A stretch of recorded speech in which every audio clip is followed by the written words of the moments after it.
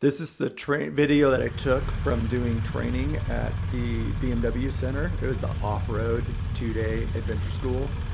And this particular one is from the sand pit training that we did.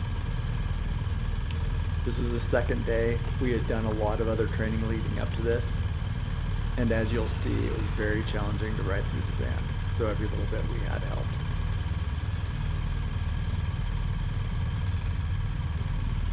You'll see a couple bikes before me and how they fare trying to go through.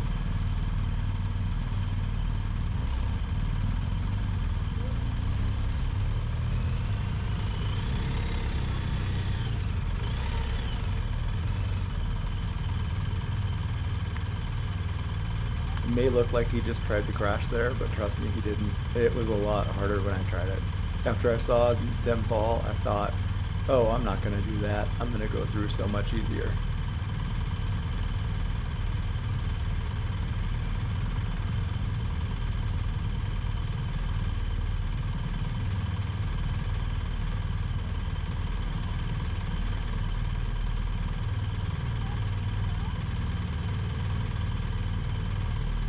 Because of these falls right away, the instructor comes over to give us some hints, advice, suggestions that we can listen to.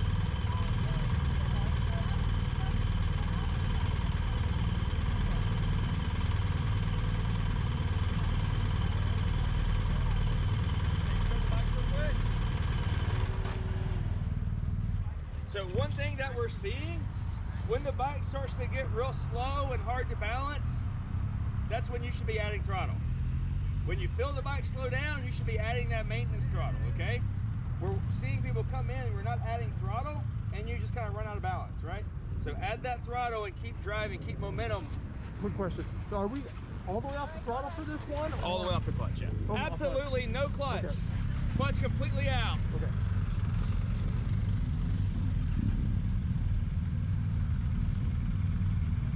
He gave us all that advice, and you'll see how well I do when I try to get through it. Here comes attempt number 1. Okay. Go ahead.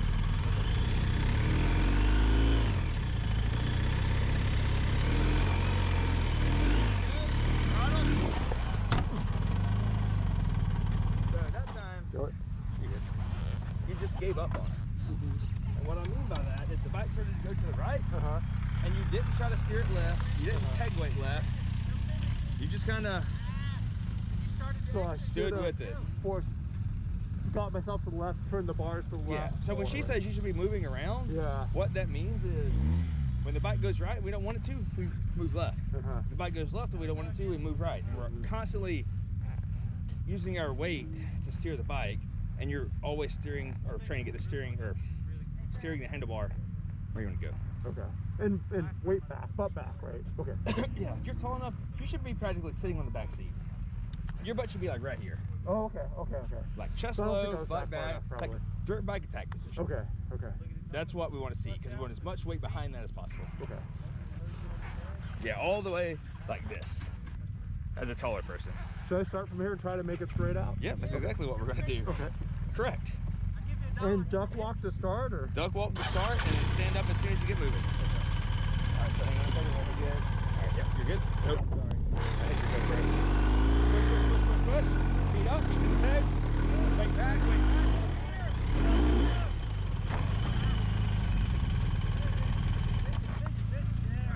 So you never really stood up. You kind of squatted and picked your butt up on top of the seat, but you never got into our kind of our off-road riding position. Yeah. You were like kind of moving your knees a little bit, but you want to stand up and move your butt. Okay. Because your center of mass is in your belly button, right? Yeah. So that's what we want to be trying to move, is where's our hips, where's our belly button. Okay. Just go straight out. Yeah, we just go straight out. Unless you think you can, I'm kidding. We just go straight out. You never know.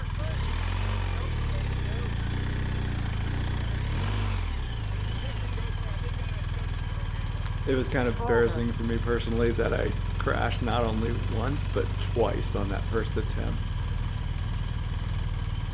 But then I thought, okay, I'm going to listen to everything he said. apply all of it, and I'll be good from here on out. And you'll see how well that worked out. I was also watching everybody else and how they fell and try to think about what I should be doing differently.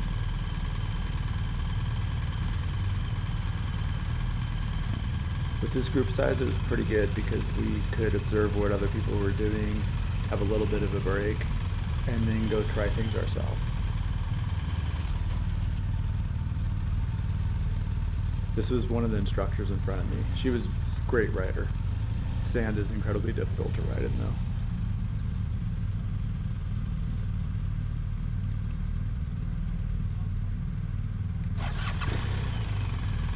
As you can see, she had to dab a little bit, but she made it all the way through.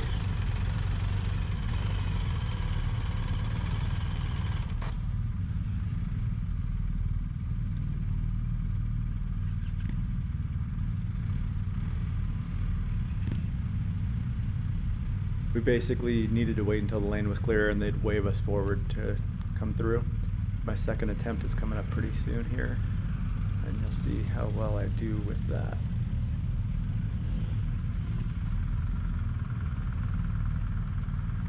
It looks like he's just jumping off the bike, but it's really not as easy as it looks.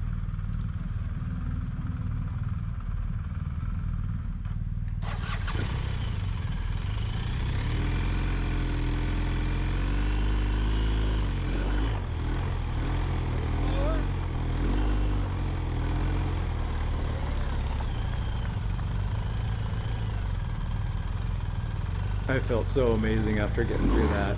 I thought, okay, now I've figured it out. There's no way I'm dropping the bike after this. I've got this down. I'm an expert.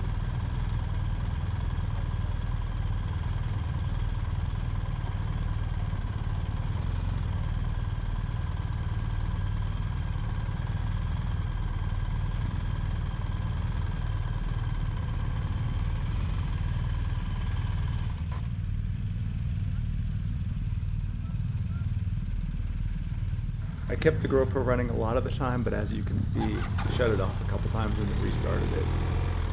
Here comes my attempt number 3, and you'll see how I did.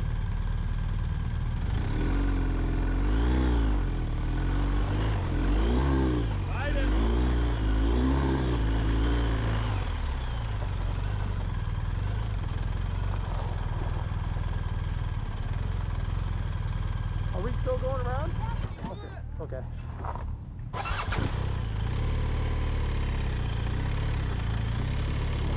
After those 2 successful attempts, I felt like even more confident that I was definitely not going to drop the bike again the rest of the day, in sand at least.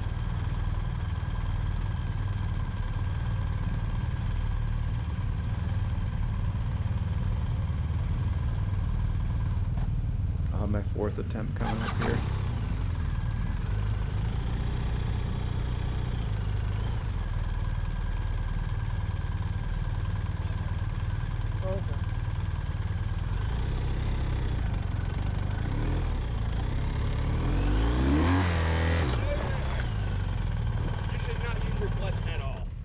Oh shit, yeah. You were slipping here. Yeah, I had my clutch in. So you were giving it throttle. You were trying to get the back. Yeah. 1, 2, 3. All right. You were trying to give it momentum, but because you had the clutch in, you're Yeah. Good clutch all the way out. clutch all the way out. Okay. Yeah, you don't need any clutch to this. Because again, you know, the clutch is just like, it's a thermal damper, right? It takes momentum, turns it into heat. A lot of momentum, a lot of energy, and that's how you burn the clutch out. So we want a direct connection so that when you're like, oh, I need to go faster, you give it 5% throttle, you get 5% more RPM. Right? That's kind of what we want to get to. Push,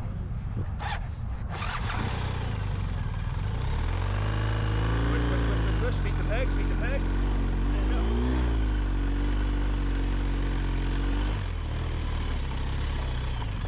I'm glad I made it through the second part of that and didn't drop the bike again, but I felt pretty foolish for pulling the clutch in earlier. I never should have done that. I should have just kept it out. But this is all about starting to develop the muscle memory with everything.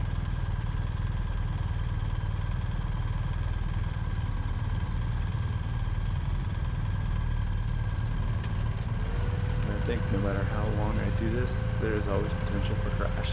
As you'll see, it definitely happens. The best of us.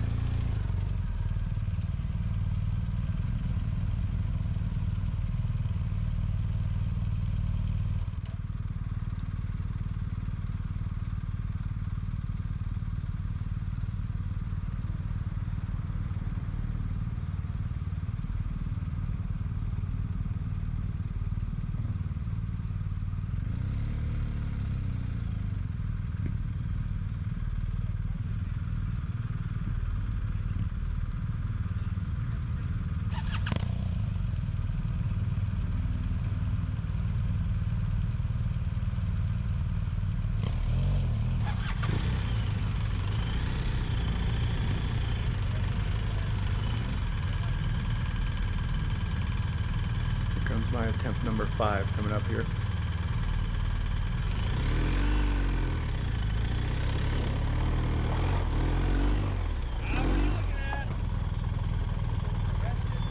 That's still coming in pretty quick. It doesn't take slower. Yes, so you want to come in slower because what's happening is you're coming in at a high rate of speed, then it's taking more input to keep the bike riding. Okay. So you're like, oh, I need to slow down, and then you don't get any drive. Okay. You don't have any drive, then your front wheel starts to dig, and it's just nice. Okay. So you want to come in, like, let's see how he does this.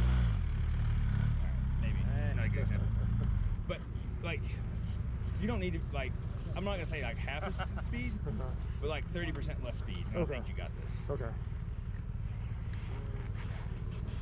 So I need to switch off and on. Yeah.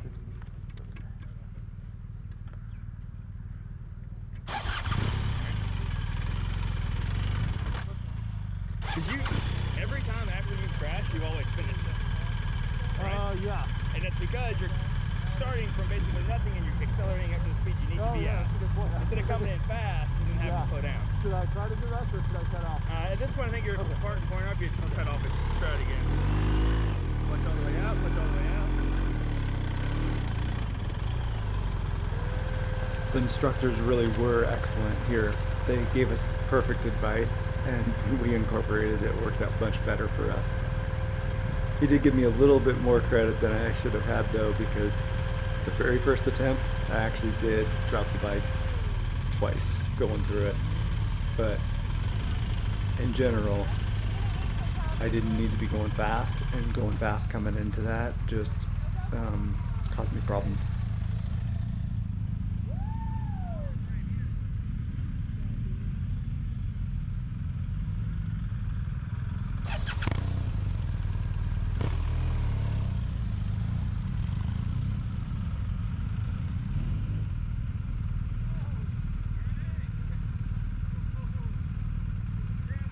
I know this looks like they're almost trying to drop the bike, but it really isn't easy. I think I'm 2 successful attempts and 3 drops. Well, it was 4 if you count 2 against me for that first attempt. But here comes my attempt number 6 coming up here pretty soon.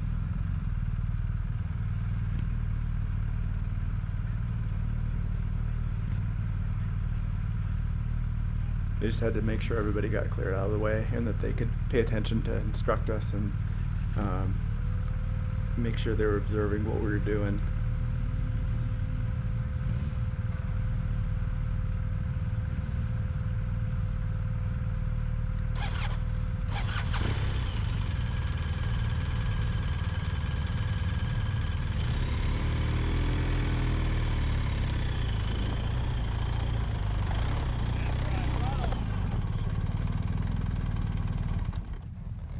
So that was one where you came in and then you just never increased the throttle, right? Yeah. So entry speed was okay, but just it should have increased?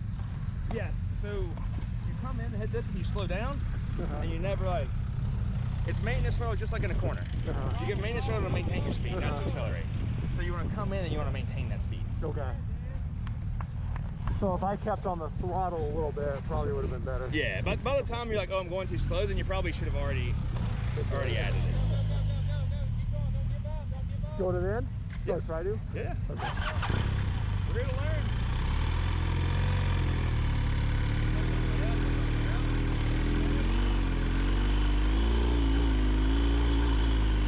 So I think that puts me at 2 successful attempts through and 4 of the attempts where I dropped the bike at least once. But most of the time I did make it back through after that first drop.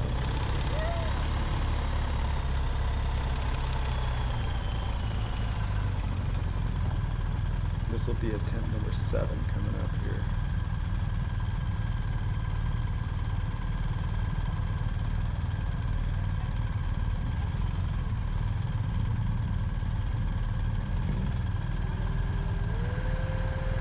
When they would make it through, then obviously it would be a little bit quicker for me to be able to get back in the sand.